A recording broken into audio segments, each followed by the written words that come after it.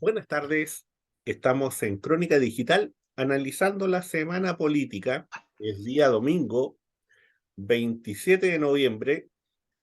Estamos pasados de las 7 de la tarde, no es necesario decir más. Estamos junto a Juan Andrés Lagos, periodista, integrante de la Comisión Política del Partido Comunista de Chile. ¿Cómo estás, Juan Andrés? Buenas tardes. Buenas tardes, Omar. Aquí estamos para darle al análisis e intentar hacer algún aporte.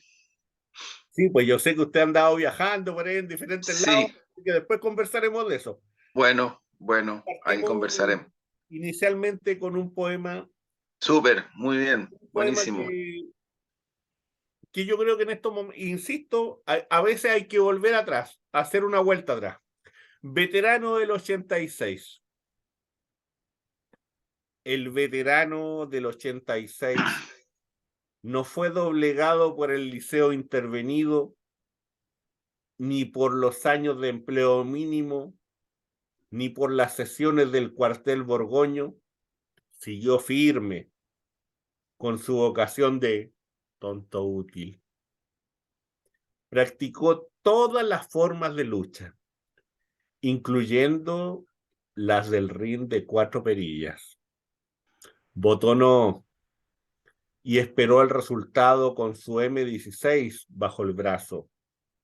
Lo invitaron a devolver los fierros, sin ceremonia, sin escarapelas, declarándolo de facto veterano permanente de una guerra imaginaria, en el país donde el sufragio particular es la metáfora imperfecta de la cobardía. Por ahí partimos, por ahí partimos, Gracias por la reflexión poética, Omar. por ahí Necesaria partimos. en estos tiempos. Sí, Bien, sí, sí. muy bien. Nos da ánimo. Yo creo que en estos minutos donde estamos en una disputa que es en todos los terrenos, como dice el dicho, que todo es cancha, hay que entrar a disputarlo todo, pues. Así es. Yo quiero partir Muy esta bien. semana con un articulito, que lo recomiendo, ¿no? Que lo recomiendo como para darle una vuelta a nuestros amigos que siguen este programa, un artículo de Pepe Escobar. A Pepe Escobar siempre lo hemos recomendado en este programa. Sí, Que es un tipo que desde el área, ¿no es cierto?, de la geopolítica, tiene una visión que realmente, bueno, dentro de los geopolíticos en América Latina, tal vez es el mejor. Tal vez. Estamos hablando de una de las voces más lúcidas dentro del continente. Pepe Escobar afirma que la guerra eléctrica se está manejando esencialmente como una táctica y que desde ese punto de vista, ¿no es cierto?, es una forma novedosa de enfrentar la guerra. Me explico. Mientras para la perspectiva de la guerra en la forma anglosajona está el hecho de destruir y destruir, tómese el ejemplo de Irak, tómese el ejemplo de Siria, tómese el ejemplo de Libia. En el caso, ¿no es cierto?, de Ucrania, Rusia implementa y desarrolla una nueva forma, una nueva estrategia de guerra. A eso apunta Pepe Escobar en este artículo. Se lo recomiendo, está en Strategic Culture, que es un medio, lo hemos dicho otras veces, es un medio canadiense. Importante verlo. Les recomiendo también este medio, Almayadén, que está en español y en donde habla de la teoría del odio. ¿Qué dice este autor? Que para nosotros no hace mucho sentido, sobre todo en estos días, sobre todo en estos últimos, yo diría, 15, 20, 30 días, a partir de la realidad nuestra. Sobrevivimos en un escenario planetario infestado por odio de todos los géneros. Es una cultura política, comunicacional, del odio a diario, el odio condensado, el odio compartido, hilvanado, el odio de clase, de raza, de género, sexual, político, ontológico. Odio que nos inunda con sus umbrales y nos distancia de los otros entre convulsiones antidemocráticas, conservadoras y de castigo que aparecen en todas partes y a toda hora en forma de violencia, rabia, impotencia, desesperación y autoritarismo de derechas. Ojo con esto.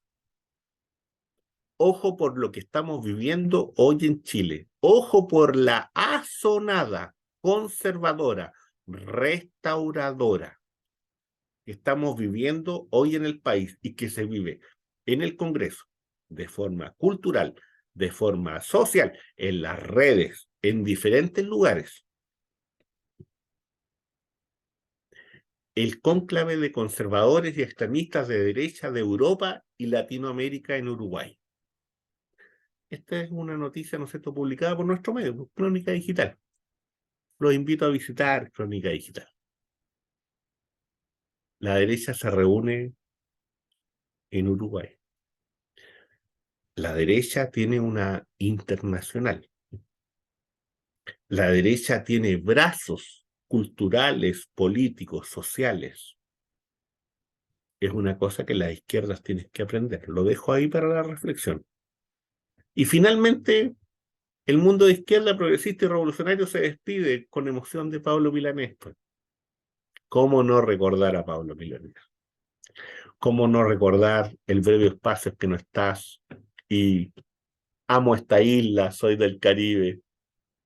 Me encantaría colocar la música, pero bueno, nos castigan, pues, así que eso es, no podemos colocarla, porque si no la estaríamos subiendo y nos estaría acompañando el programa para homenajear a este gran cantautor, a este tremendo creador.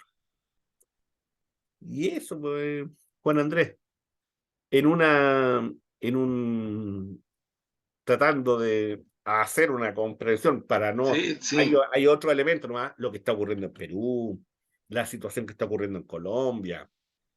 Después conversaremos algo de lo que está ocurriendo, ¿no es cierto?, en Ucrania y los avances sostenidos del ejército ruso en estos momentos. Lo dejo ahí, en este minuto. Juan Andrés. Sí, yo respecto del cuadro internacional, creo, Omar, que es cada vez más evidente de que en esta instalación, esta imposición de guerra que ha hecho Estados Unidos con los países europeos, eh, hay situaciones que a mí me parece que se han ido adelantando en la dinámica. En ese contexto yo encuadro la visita, el programa anterior hablábamos de la reacción del imperialismo norteamericano denunciada por Turquía, ¿no? Cuando no aceptan las condolencias del atentado terrorista en la capital de Turquía, porque dice el primer ministro turco, es como cuando el asesino o la asesina, pero en este caso el que comete el asesinato, va al lugar de los hechos, ¿no? No fue una metáfora, ¿no? Eh, y en ese contexto, una posición que yo creo que va quedando cada vez más en evidencia desde el punto de vista de lo que significa el incremento de las relaciones bilaterales y multilaterales que toman una dinámica mayor entre distintas naciones, potencias, en fin. Yo en eso encuadro la visita del presidente de Cuba, Raúl Díaz Canel, a Turquía, a Rusia y a China. Tres países extraordinariamente importantes en el contexto del cual estamos hablando. Además, con intercambios, Díaz Canel acaba de llegar a La Habana con un intercambio muy fructífero en todos los planos, con posiciones y con hechos muy significativos. Se levanta el monumento a Fidel en Moscú, con un discurso de Putin que yo creo, sugiero que se conozca, que se lea, porque claro, podrán decir lo que quieran y que el neoimperialismo, en fin, pues yo he escuchado mucho de eso, pero bueno, pero las declaraciones de Putin van en una dirección estratégica y bueno, que es lo mismo que hace Xi Jinping cuando el presidente Díaz-Canel visita China y termina ahí su visita, en un discurso extraordinariamente importante también.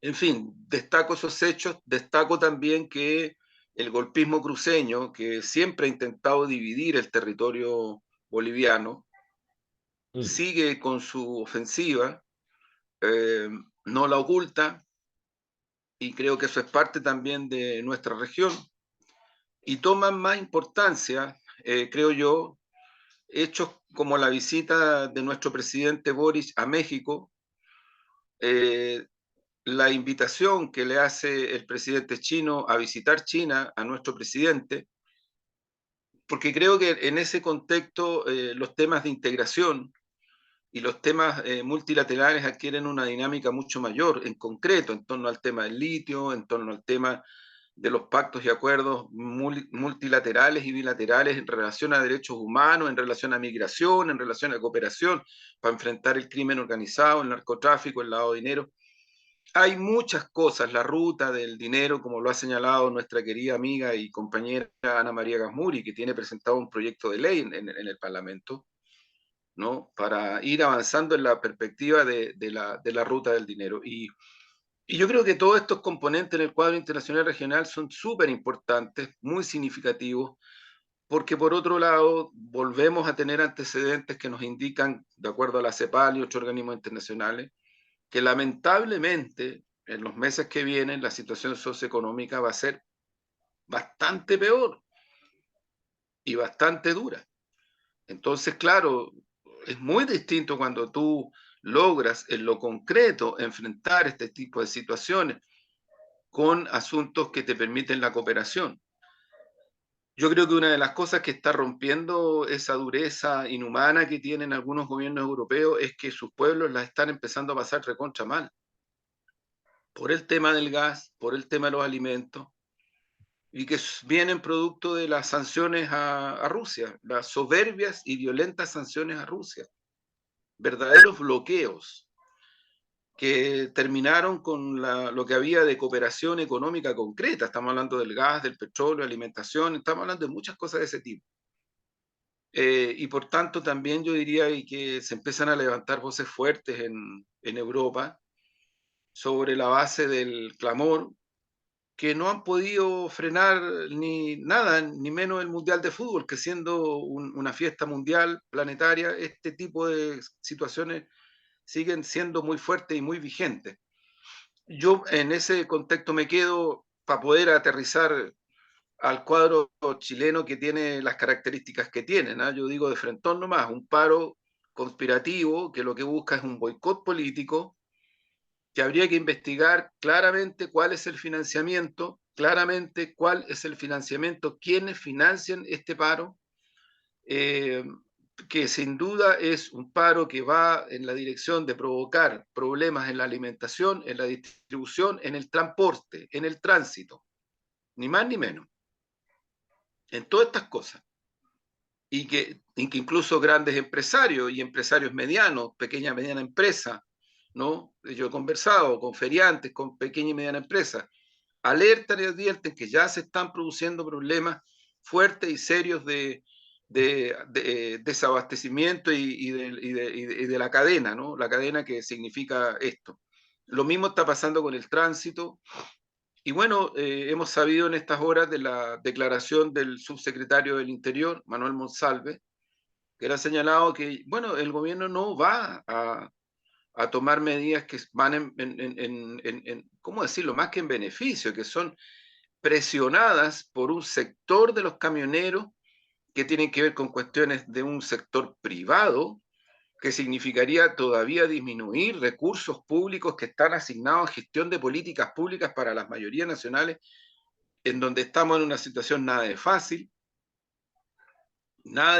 y que por otro lado, este grupo de camioneras y camioneros, estos dueños, que, como digo, creo que ya llegó la hora de investigar bien tanto financiamiento como varias otras cosas más, muestran una insensatez total, porque no es que desconozcan que el gobierno no ha dialogado con ellos, no es que desconozcan que el gobierno no ha hecho propuestas, que simplemente no tienen, al parecer hasta ahora, ninguna intención de dialogar. Aquí hay semanas y semanas donde se han hecho esfuerzos por ese diálogo y el gobierno ha estado más que dispuesto, el gobierno ha estado incluso impulsando este proceso, de tal manera de que no estamos frente a una situación en ese sentido que pudiera decirse hay falta de voluntad para generar esta interacción. Y creo que es súper importante este punto de referencia, Omar, para tenerlo presente. Sí, ¿sabes, Juan Andrés? Yo creo que hay un artículo que a mí en realidad no lo incluí, pero que es súper importante, ¿ah? Que es súper importante y que está en Crónica Digital y que es un artículo de Pablo Jofré y que tiene que ver con el tráfico de órganos, con el tráfico de órganos que se está realizando en este momento en Ucrania. Y Sí, lo digo por qué lo razón. leí. Porque es tremendamente grave y porque no es un antecedente casual. Es un antecedente que ya viene de la guerra en Siria. Es un antecedente que viene de la guerra en Irak. ¿Por qué razón? Porque el capitalismo salvaje cuando se instala con todo. Y cuando se instala con todo, estoy diciendo propiedad, tierra, agua, aire, órganos. Lean ese artículo. Ese artículo es conmovedor, brutal, y que en el fondo desenmascara una serie de situaciones que son realmente irreconciliables con los principios de los derechos humanos, que son defendidos y que son enarbolados por la comunidad internacional, por nuestro país, por nuestro presidente, y que frente a eso guardan absoluto silencio. Y esta situación no solamente es grave, no solamente es grave, sino que realmente es inaceptable. Los datos están ahí, están en ese artículo, y ese artículo ha sido reproducido en diversos lugares, con fuentes muy fidedignas. Luego de Sí. eso, ¿no es cierto?, pasamos a la situación nacional. Y en ese sentido, eh, pareciera ser que, que la derecha, que la derecha nacional, a modelo de otras derechas, y en una reminiscencia histórica como hemos hablado en otros momentos, recurre, ¿no es cierto?, a un paro de camioneros que busca doblegar desde otro punto de vista al gobierno. Ya no basta solamente con encuadrar desde el punto de vista comunicacional, ya no basta solamente, ¿no es cierto?, con lo que plantea el empresario Juan Sutil, que lo planteó hoy día domingo en la mañana, cuando viene y dice que hay que agradecer a los empresarios la labor que cumplieron en el contexto del COVID-19. Perdón, disculpe, señor Juan Sutil, perdón, pero si no hubiera sido por la articulación del Estado, obligada por la ciudadanía, por la presión social, resulta que esto habría sido más desastre de lo que fue. Resulta, resulta que el tema hospitalario no habría podido funcionar sin la obligación de someterse a las instancias del Estado. No nos olvidemos de eso, porque aquí hay una reivindicación y hay una supuesta levantada de bandera del sistema neoliberal, pero ¿a costa de qué? ¿O acaso se les olvida que nos negaron las vacunas, que nos negaban las mascarillas, que nos negaban los sistemas, ¿no es cierto?, de poder obtener, ¿no es cierto?, el modo de los aparatos de respiración, que hubo que venir a obtenerlos por el lado. Es que se olvida de eso. Yo creo que esa situación realmente es grave. Y es grave que Juan Sutil lo plantee así porque es una omisión. Y la omisión en estos minutos es una mentira. Y cuando uno miente, y miente en la televisión pública, y miente a todo el país, eso es gravísimo. Y hay que desenmascarar eso de una vez por todas. Y hay que decirlo así abiertamente. Señor Juan Sutil, usted miente. Porque la única forma de que se enfrentó el COVID-19 fue con la articulación del Estado de Chile. No había otra forma. Y en los lugares donde se combatió de mejor forma el COVID-19 es donde había mayor articulación del Estado. Y donde no había articulación del Estado hubo más muertos. Y ese es un dato de realidad. Es que usted, cualquiera puede ver eso. Entonces, ¿hasta cuándo? Entonces uno tiene que decir eso. Y tiene que decirlo en forma clara y en forma directa. Porque estas situaciones no se pueden soportar. No solamente hay que venir y aceptar situaciones como la que plantea el señor Juan Sutil en términos de lo que significa, en términos de lo que significa el voto de los chilenos, en cuanto a la Convención Constitucional, sino que ahora quieren venir y cambiar la historia. Quieren venir y decir que el modelo neoliberal es maravilloso para enfrentar situaciones como esa, cuando no es así. Cuando Europa estaba peleando por mascarillas, cuando Estados Unidos nos estaba negando hasta, disculpen la expresión, hasta la más puta vacuna. O se nos olvida. O se nos olvida que las vacunas llegaron de mano de los chinos. ¿Se nos olvida? Parece que se nos olvida. Parece que la memoria del pueblo chileno está bastante doblegada, porque la memoria del pueblo chileno también, y en eso hay que decirlo, el pueblo chileno vota por los republicanos. El pueblo chileno votó por gente que no tiene ningún aprecio por la democracia y lo ha manifestado en el Congreso. Y en eso la responsabilidad de los sectores que votaron por esos representantes tiene que ser abierta y clara.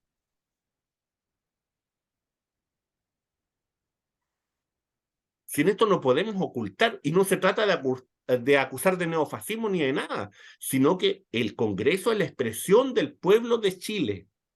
Si la expresión del pueblo de Chile es el señor Parisi, a quien puedo decir en términos personales que tiene comportamientos irregulares, y lo puedo decir, ¿sabe por qué? Porque yo fui presidente del Centro de Padres del Colegio La Fontaine. Conocí perfectamente a la familia Parisi. Perfectamente a la familia Parisi y el señor Parisi y Antonino Parisi y su hermana y su sobrina y todos los que estaban ahí y todos los que estuvieron en el Colegio La Fontaine lo saben perfectamente. Y los apoderados del Colegio La Fontaine de ese periodo lo saben perfectamente. Todo lo que tuvimos que hacer para defender ese colegio de que no fuera exterminado por la familia Parisi. Y el señor Parisi hoy día se presenta, ¿no es cierto?, como un gran líder de la democracia. Y lo tengo que decir, y disculpen la bajada de tono, pero es que realmente es una situación que resulta inaceptable. Es inaceptable, y lo he conversado con apoderados de ese periodo del año 2011, y lo he conversado con exalumnos de ese periodo del año 2011, tuvieron que hacer huelga, tuvieron que hacer paro para poder recuperar ese colegio, para que ese colegio no fuera, ¿no es cierto?, vaciado en sus recursos. Y digan algo. Quiero que digan algo. Me interesaría profundamente que dijeran algo. Juan Andrés. Sí, mira, yo creo que ahí, bueno, Sutil dijo la otra vez también que no iban a aceptar una nueva embriaguez en el proceso constituyente. Sí, Así califica él. Han salido voces importantes que han generado más que una defensa, una condición sine qua non. También lo hemos dicho antes en el programa y es súper importante reiterarlo. Aquí la soberanía popular es la clave del proceso constituyente de comienzo a fin y nadie puede cambiarlo. Solo el soberano. En ese sentido, yo rescato distintos tipos de declaraciones que se han pronunciado respecto de eso, porque toda la intención que hay desde la derecha y de otros sectores es tratar de que de una vez por todas el Parlamento se tome la hegemonía del proceso. Cuestión que está rechazada por todos lados, incluso la Pulso Ciudadano que sale hoy muestra eso. En fin, o sea, yo creo que ahí hay un punto de referencia que es súper importante porque va a ser decisivo en los días que vienen respecto de esto de que ha habido un intento sostenido y permanente de tratar de quitarle esta soberanía que tiene que ver con, por un lado, quién elige a las y los constituyentes y por otro lado, el carácter universal de esa elección que no está determinada ni por el Parlamento ni por nadie, sino que por el soberano. Esas son cuestiones muy fundamentales que yo creo que se están jugando hora a hora y que es muy importante tenerlas presentes porque la embestida es muy fuerte. Respecto de los temas sanitarios, mira, yo solo creo que también hay que considerar que el propio Piñera en su momento y con mucha franqueza reconoció que la forma como en concreto el Estado chileno enfrentó la crisis de la pandemia tenía un asentamiento previo básico, fundamental. Y ese asentamiento básico fundamental provenía de todas las décadas anteriores, obviamente antes del golpe, en donde durante mucho tiempo en Chile, estamos hablando tal vez desde la década del 30 en adelante, se fue trabajando sostenidamente por un sistema de salud público preventivo, curativo, que se denominaba en ese tiempo, por un sistema de salud público que inyectó mucha inversión en la investigación médica, en fin, en soberanía médica, eso se lo quitó violentamente el terrorismo de Estado de la dictadura y de los 90 también, de los 90 en adelante también. Y cómo no se puede reconocer por parte de esta élite empresarial y política algo que en otros países ha habido mucha generosidad a partir de una realidad concreta, el cariño, la admiración, el respeto por esa primera línea que forman trabajadoras y trabajadores de la salud, técnicas, técnicos, profesionales, no profesionales, en fin, que se sacaron la mugre, dieron sus vidas incluso durante la pandemia, y que creo que eso todavía no se ha reconocido en la dimensión que se debería reconocer. ¿Y sabes? Yo creo por qué no se hace eso. Porque en este momento, pues Omar, han habido lamentablemente posiciones que han justificado una reducción, una disminución de los funcionarios públicos del sistema de salud.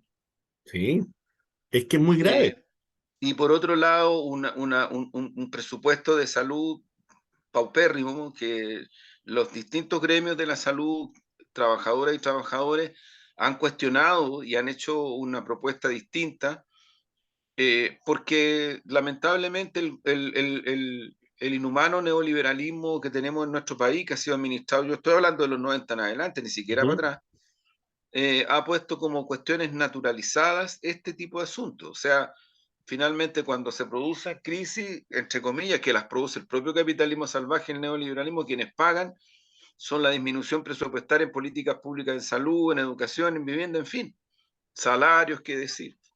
Entonces yo creo que aquí hay puntos de referencia. En este momento es un dato muy importante para quienes nos escuchan.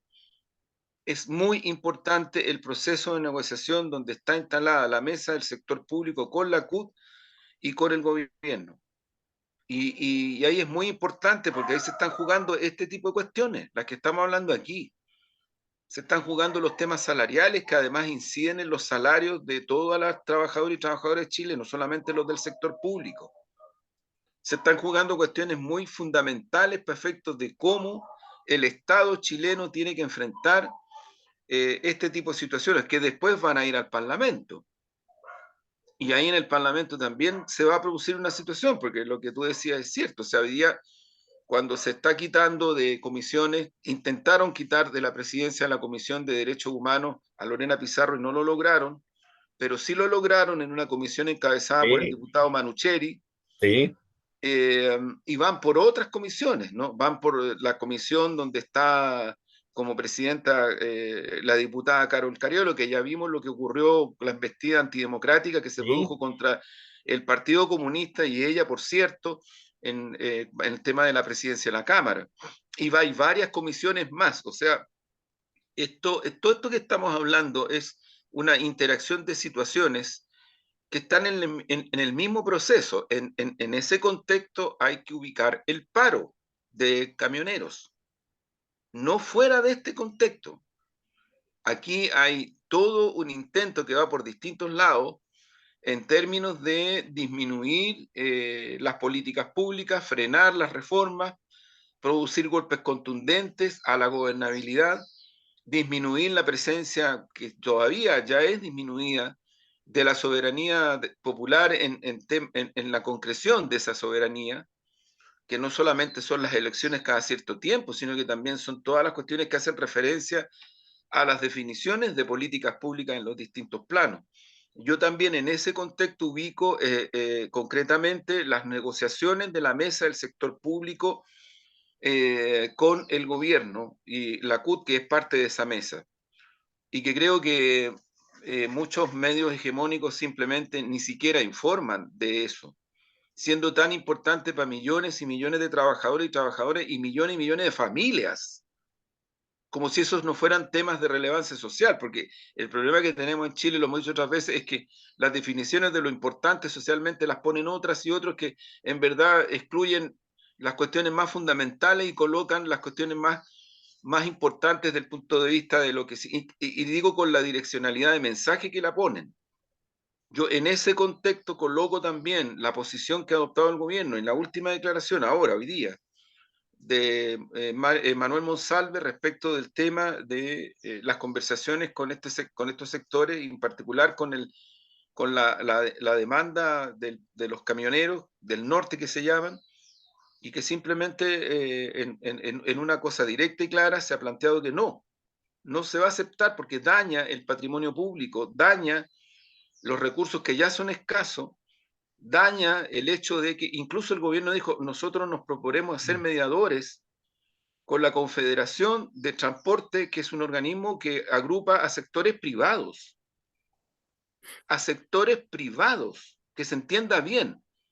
Es como si de repente tuviéramos una negociación con el grupo Lucy como gobierno. Juan Andrés, es que sabes Perdona, que... espérate, Omar, No, espérate, pero mira, continúa, pero después ¿por qué digo esto? Porque no es tan lejano a la realidad.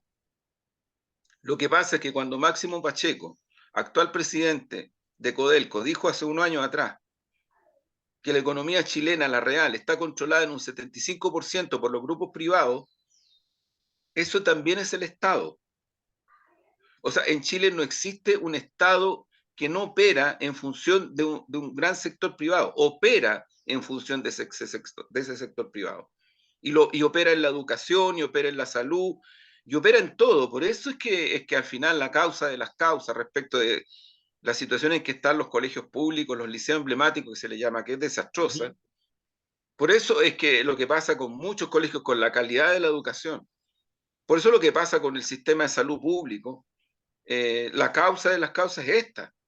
O sea, yo creo que ahí incluso el esfuerzo que se hace de lo poco significativo y cualitativo que hay del punto de vista de salud, educación pública, respecto de los recursos que el privado le come al Estado, es inmenso, es inmenso. O sea, la desproporción de tener un Estado subsidiario que finalmente lo que hace es definir políticas a favor de los privados, grandes, medianos, en fin, pero a favor de ellos, es lo que te tiene la situación social fragmentada como la que tenemos hoy día, y que en verdad, producto de la crisis mundial y producto de la propia crisis de nuestro país, nos estamos acercando de acuerdo a la CEPAL, a una situación de pobreza que no teníamos desde el 2013 y antes. Entonces, más de alguien dice, chuta, o sea, nos estamos acercando a lo que había bajo la dictadura. Sí, nos estamos acercando.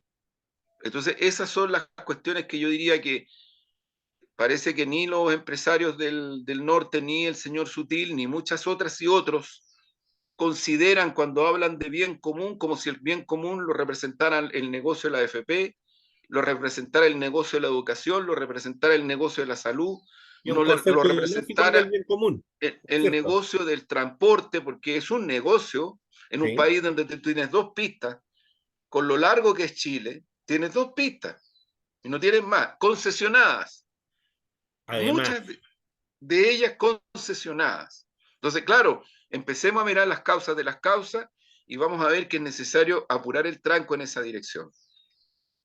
lo que pasa, Juan Andrés, que yo, mira, en lo que tú estás planteando, yo creo que la ciudadanía no se da cuenta o bajo el alero de la normalización no ha perdido la capacidad de crítica en el sentido de lo que tú estás diciendo. O sea, un territorio que tiene dos pistas, con sectores concesionados donde se pagan costos altísimos, altísimos, en donde en definitiva el territorio, ¿no es cierto?, está privatizado para el tránsito en un vehículo común y corriente, es que eso debiera llamar la atención y debiera ser un escándalo. Y sin embargo, en Chile no es un escándalo. Está normalizado. Como también en Chile está normalizado que un señor se haga cargo de dos colegios y que un colegio lo vacíe absolutamente de sus recursos. Oye, si la masonería le entregó a Parisi el Colegio La Fontaine y el Colegio Las Américas, y el Colegio Las Américas fue vaciado en sus recursos, desapareció, no existió nunca más, y el Colegio La Fontaine sobrevivió. ¿Sabes por qué sobrevivió? Sobrevivió por la movilización de los estudiantes, de los apoderados y de los profesores.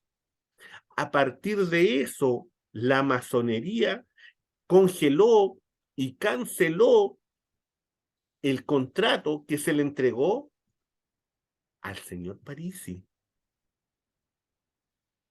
Es que nosotros conocimos, en mi caso Sí, particular sí, como claro, apoderado, claro. conocimos la Te tocó administración de los vivirlo, Parisi. claro, Me tocó claro. vivirlo con su hermana, con su hermano, con su prima.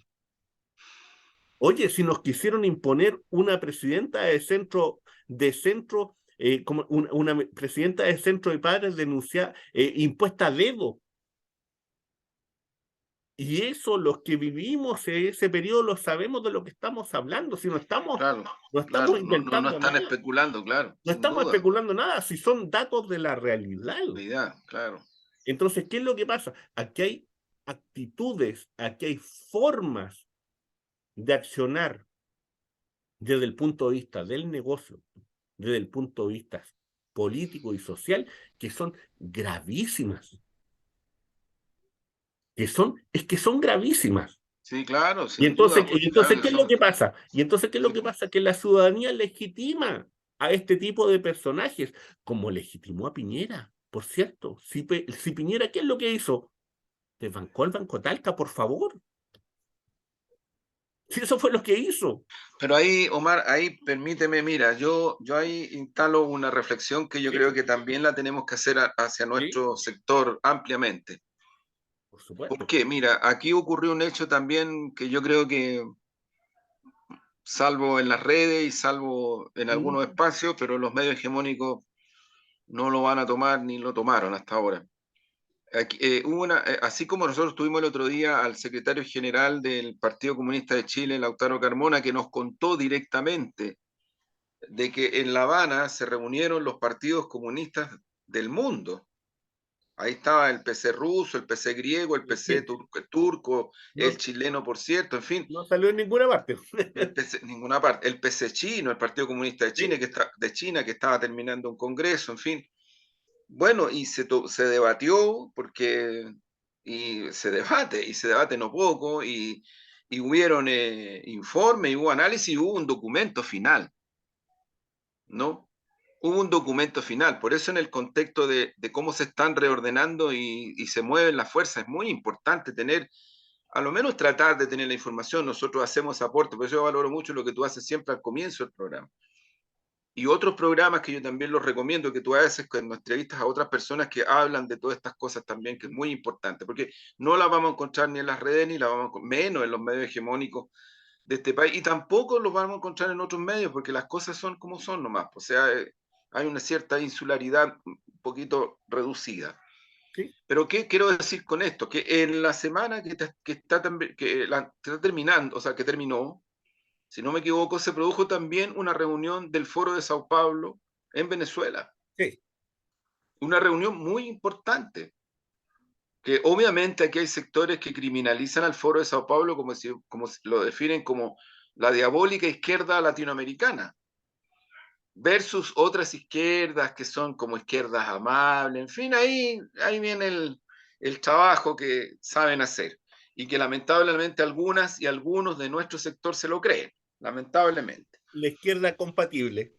La izquierda compatible, en fin. Entonces, bueno, Claro. pero ahí se produjo el Foro de Sao Paulo, participaron prácticamente todas las fuerzas de izquierda. Mira, ojo, participaron varias fuerzas de izquierda que son parte del gobierno argentino, Ujú. varias fuerzas de izquierda que son parte del gobierno de Bolivia, varias fuerzas de izquierda que son parte del gobierno del Perú, varias fuerzas de izquierda que son parte del gobierno de Cuba, por cierto, del gobierno de Nicaragua, del gobierno obviamente, Venezuela, del Salvador, en fin. O sea, el Foro de Sao Paulo es un espacio de Brasil, el Partido de los Trabajadores, el Partido Comunista de Brasil, también son parte del gobierno. Entonces, fue una reunión muy importante de las fuerzas de izquierda que forman parte del gobierno del presidente López Obrador, ¿no? O sea, fue una reunión muy importante donde participaron partidos de gobierno y partidos que no son gobierno, pero que tienen incidencia y que están ahí en la primera línea de las luchas sociales y populares de sus países. ¿Yo qué quiero comentar de esa reunión? Lo que quiero comentar es que hay un momento en que por el Partido Comunista de Chile intervino el compañero Claudio de Negri, que es una intervención que debe estar ahí flotando en el YouTube, que es bien importante que se tenga presente, porque había mucha expectativa respecto de lo que está ocurriendo en Chile y se quería escuchar la voz del Partido Comunista de Mm. Chile. Ahí está, anda por ahí dando vueltas, yo también la sugiero, la intervención del encargado de Relaciones Internacionales del Partido Comunista de Chile, el compañero Claudio de Negri. Pero también hubo una intervención del compañero Esteban Silva de los socialistas allentistas, y le entrega a Nicolás Maduro una copia del proyecto de nueva constitución que iba a proponer el 11 de septiembre de 1973 Salvador Allende, para ser plebiscitado en un discurso, lo hemos dicho otras veces, desde la Universidad Técnica del Estado, y los golpistas adelantan el golpe cuando se Ujú. enteran de esta situación porque le tuvieron miedo al pronunciamiento del pueblo. Ojo, mira cómo se repite la historia, al pronunciamiento del pueblo, porque Allende lo que iba a proponer era un plebiscito. Era un plebiscito para hacer una nueva constitución, ni más ni menos, para enfrentar la crisis que había en ese momento. Bueno, vale la pena el periplo. ¿Por qué? Porque Nicolás Maduro, junto con valorar, sí, obviamente, el gesto de Esteban, obviamente la propuesta que Salvador, en Venezuela, Allende es una persona extraordinariamente querida y extraordinariamente admirada. Se le conoce mucho su gestión política, su condición de estadista, en fin. Pero Nicolás Maduro hace una reflexión que yo quiero compartir, y que dice: duele mucho cuando una parte tan significativa de un pueblo, como en este caso el chileno, al cual queremos mucho, dice, vota rechazo un proyecto de nueva constitución que tenía un gran valor. Y entonces, claro, hay que tratar de explicarse qué pasó. Y él, esa explicación no es que diga que se haya que copiar el proceso venezolano, pero cuenta la experiencia venezolana. Y la experiencia venezolana es, primero, que desde un comienzo se hizo un proceso con la participación protagónica del pueblo venezolano en toda la línea. Y hubieron muchos procesos participativos y muchas elecciones para llegar a lo que significó terminar con la constitución antigua y que se aprobara por el pueblo soberano la nueva constitución. Y con eso se refunda Venezuela y se le cambia el carácter a los poderes del Estado y a todo. La Venezuela actual, por eso es que el imperialismo norteamericano, con pillería golpista y estratégica, nunca ha reconocido ninguna elección en Venezuela, ninguna, ojo, ninguna. Es el único país del mundo que no reconoce ninguna elección de Venezuela desde que empezó el proceso democrático que concluye con Chávez presidente y con la nueva constitución. Bueno, la nueva constitución pasó por plebiscitos, elecciones y un montón de cosas más, pero con el protagonismo popular. Esto es lo que destaca Nicolás Maduro, con el protagonismo. No es que consultemos al pueblo, no, protagonismo. Y se generó una dinámica para que ese pueblo fuera protagonista. Yo creo que aquí en Chile hubo intentos en un primer momento, hubieron muchos cabildos, bajo el gobierno de la nueva mayoría se produjeron cabildos. Después en el contexto del estallido se produjeron cabildos. La CUT empujó cabildos, la Mesa de Unidad Social empujó cabildos, pero lo fuimos abandonando. Lo hemos dicho otras veces, la Asociación Chilena de Municipios, donde empujaba a Daniel Jao y empujaba a la Claudia Pizarro y empujaban a alcaldesas y alcaldes muy constituyentes se denominaban, finalmente logró que se abriera espacio y la propia Asociación Chilena de Municipios, encabezada por ni más ni menos que Codina, alcalde de Puente Alto, hicieron un plebiscito sin el apoyo y el boicot del CERVEL, del gobierno y del parlamento. Boicot. Y sin embargo lo hicieron igual y votaron millones de personas. O sea, esfuerzos se hacían, pero se fueron abandonando, se fueron replegando. En Venezuela no. En Venezuela hubo un proceso de ascenso donde el protagonismo popular fue cada vez más fuerte y donde hubo elecciones, muchas, no pocas. Y finalmente se instala esto. Y luego dice Maduro, ¿qué es lo que hubo aquí? Por lo menos en Venezuela, hubo una vanguardia, hubo un sujeto político y hubo un liderazgo, Chávez. Y yo creo que nosotros con mucha humildad tenemos que saber aprender a mirarnos también el espejo cuando este tipo de cuestiones son cuestiones de verdad reales. O sea, tampoco podemos echarle la culpa al pueblo que votó rechazo, porque ¿por qué no votó otra cosa? O sea, está bien las mentiras y las falacias, estoy de acuerdo. Pero el otro día me decía un gran amigo y le encuentro toda la razón. Mira, todas las falacias y las mentiras, cuando son creíbles, tienen que encontrar algún asidero en la conciencia real de las personas. Y tú ese asidero en la conciencia real de las personas solo lo disputas en la medida en que estás en el seno de las masas, inserto, y desde allí generas conciencia. Y eso lo dice Lenin, lo dice Recabarren, lo dicen todas y todos los procesos revolucionarios y yo creo que efectivamente asumamos, yo creo de verdad, sinceramente, Omar, que aquí no hubo esa vanguardia ni ese sujeto político, porque podrían haber sido varias fuerzas políticas, no la hubo, la lista del pueblo colapsó y podría haber sido eventualmente el sujeto político, pero colapsó. Hubo otras fuerzas como movimientos sociales constituyentes, representaciones de los pueblos originarios que tampoco lograron tener una incidencia desde el punto de vista de un programa político, de dirección táctica y de dirección estratégica.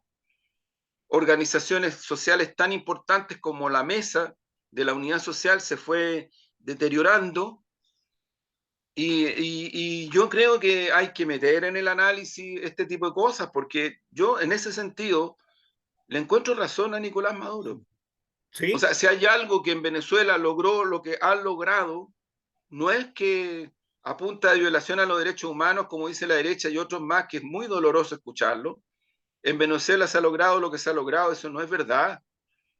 En Venezuela el proceso constituyente fue con el protagonismo popular de comienzo a fin. ¿Y hubo sujeto político? Sí. ¿Y hubo elecciones? Muchas, incluso una se perdió. ¿Y hubo liderazgo político personal? Sí, Chávez, hasta poco antes de su muerte.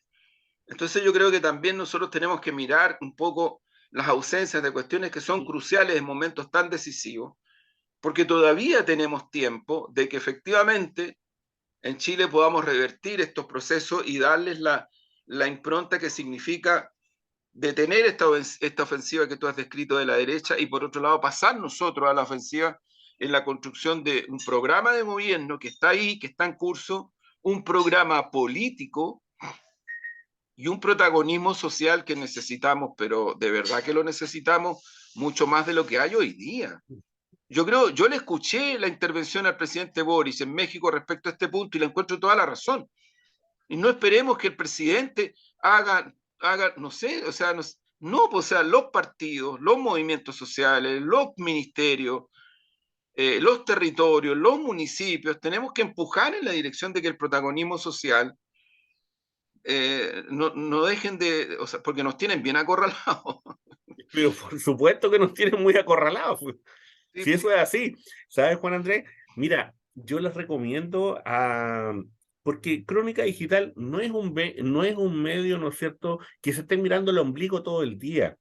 Y cuando nosotros tratamos de hacer algún tipo de análisis político, tratamos de mirar otros medios también.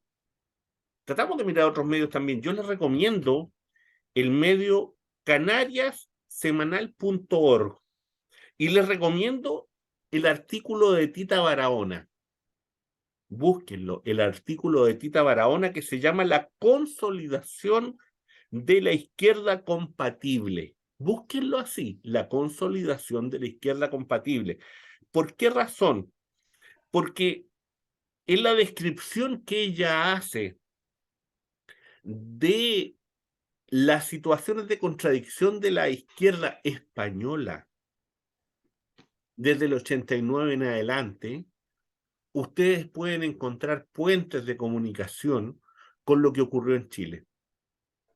No es completo, no es directo, no es aplicable así a tabla rasa de venir y colocarlo encima, no es eso. Pero ustedes pueden encontrar puntos de comunicación que no son de menor importancia. ¿Por qué razón? Porque cuando ustedes ven, por ejemplo, el concepto de fin de la historia de Fukuyama, el concepto de fin de la ideología, el concepto de fin del trabajo, el concepto de globalización, de pensamiento único, de crisis del estado de bienestar, de clonación de células humanas, de revolución digital, ustedes van a escuchar conceptos con los que fuimos bombardeados entre el año 90 y el año 2000 y tanto de manera brutal. claro. Y entonces nosotros tenemos que reflexionar sobre eso. Así Tenemos es. que reflexionar sobre ese concepto de bombardeo comunicacional, de bombardeo ideológico, de bombardeo desde el punto de vista de deshabilitarnos desde nuestra propia perspectiva. En el fondo de desarmarnos. Y esa es una posición que tenemos que reivindicar nuevamente. No porque queramos ser estalinistas, no porque queramos ser estatistas a ultranza, si no se trata de eso. Se trata simplemente de mirar toda esa propuesta desde un punto de vista crítico, de recuperar el espíritu crítico. Y eso significa atreverse a pensar. Significa que los trabajadores se atrevan a pensar. Significa que el mundo de la cultura se atreva a pensar. Significa que el mundo de las organizaciones sociales se atrevan a pensar. Y atreverse a pensar significa sencillamente atreverse a proponer a partir de nuestra realidad. No que nos encuadren dentro de una realidad que es exterior. Si eso es, nada más, ni nada menos. Juan Andrés. Muy bien.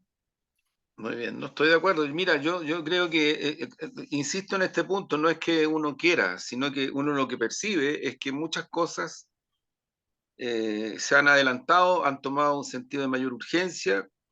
Si hace algún tiempo hablábamos como un nuevo proyecto nacional de desarrollo que nunca Chile ha tenido, lo que ha tenido Chile son proyectos económicos, modelos económicos de acumulación, que están dejando las secuelas que están dejando. Entonces, cuando estamos mirando esto, y estamos mirando la necesidad de una empresa nacional del litio, cuando estamos mirando la necesidad de observar trenes para Chile a propósito de un paro que ha dejado del desnudo el país desde el punto de vista de lo que significan las concesiones.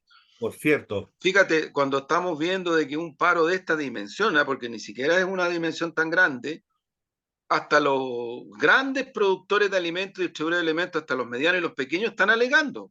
Y, oye, y espérate una cosa, Omar, que la ciudadanía va a empezar a alegar cuando, si es que se llegara a producir, espero que no, que empiecen a faltar los alimentos. oye, hay empresas grandes transnacionales de las que yo tengo información que en este minuto no les llegó lo que tenía que llegar. Bueno, pero por eso te digo, Y no entonces, solamente ellos, sino que muchos otros negocios. Y eso entonces, es, ¿a título de qué? eso es, eso ¿Título de es, qué? a ver, eso es ausencia de un Estado que no está al servicio de la ciudadanía. Yo saco el famoso cuento del bien común porque se lo instaló la dictadura terrorista de Pinochet. Y lamentablemente después de los 90 lo siguieron usando los del pacto transicional. Ujú. Hablemos de un Estado que va en beneficio de las mayorías nacionales, punto, punto.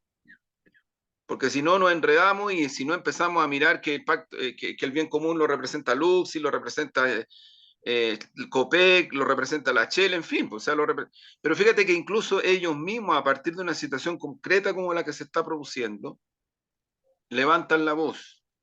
Es lo mismo que pasa, lo hemos dicho otras veces, con la pérdida de soberanía del Estado en territorios donde el control lo tiene el narcotráfico y el crimen organizado. Es lo mismo, no es distinto. Son poderes distintos, pero esencialmente son partes sustantivas de un mismo modelo económico de acumulación.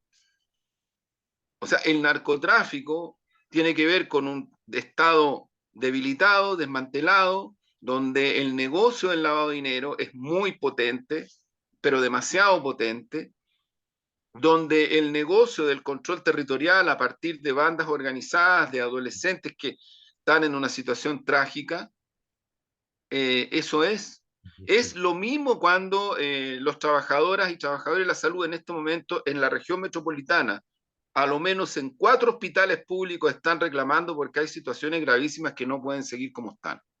Es exactamente lo mismo. Entonces, cuando uno dice la necesidad de avanzar y adelantar un nuevo modelo de desarrollo para el país, estamos hablando de esto.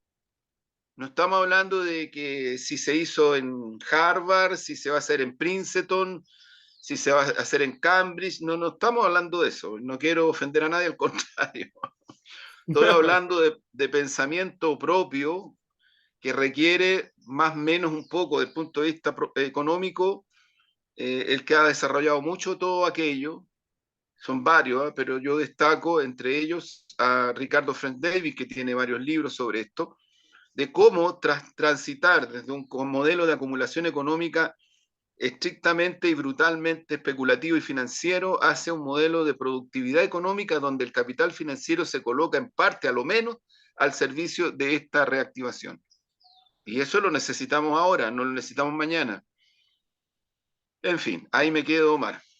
Bueno, estamos cerrando. Dos Estamos avisos cerrando. antes de, o tres antes de cerrar.